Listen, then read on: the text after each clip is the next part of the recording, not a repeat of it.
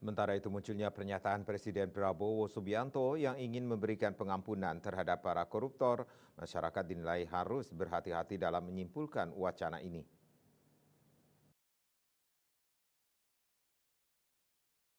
Menurut praktisi hukum yang juga seorang advokat, Alit Nusantara, jika dilihat dari perspektif hukum, bahwasanya wacana pengampunan koruptor yang mengacu pada batas undang-undang, sangat mungkin reaksi masyarakat menilai keputusan tersebut tidaklah adil.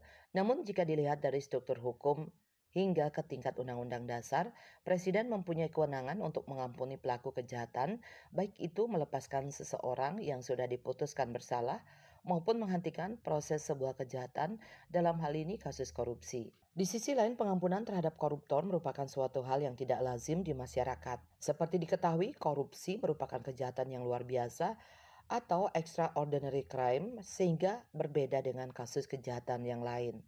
Nah, di mana cantolannya? Kita tahu Presiden punya kewenangan yang melekat ya, terkait dengan hak prerogatif Presiden juga itu. Ini urusannya dengan amnesti, rehabilitasi, abolisi, dan lain-lain gitu. Nah, dalam konteks sebuah kasus pidana dalam hal ini korupsi, kalau kita bawa ke tingkat undang-undang dasar, saya kira Presiden punya kewenangan untuk itu. Kita sedang berbicara hierarki ketatanegaraan gitu. Tetapi wacana ini kan sesuatu yang kurang lazim dan kita harus elaborasi lagi sampai di mana wacana ini ke depannya. Untuk kejahatan-kejahatan yang masih dalam proses, dugaan kejahatan, belum berkekuatan hukum tetap, dalam hal ini belum ketok palu lah. Apakah Presiden juga punya kewenangan soal itu? Menurut saya iya, itu ada di tingkat abolisi. Tetapi memang aturan mainnya ada, sampai di mana harus berkonsultasi dengan DPR, harus dengan persetujuan dari pertimbangan dari Mahkamah Agung dan lain-lain. Tapi pada prinsipnya bisa. Tapi apakah ini menjawab rasa keadilan masyarakat?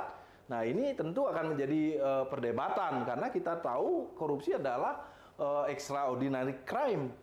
Kenapa extraordinary crime? Saya kira masyarakat sudah paham. Bayangkan satu orang bisa mengangkangi hak ribuan bahkan jutaan hak rakyat ya dengan cara berkorupsi.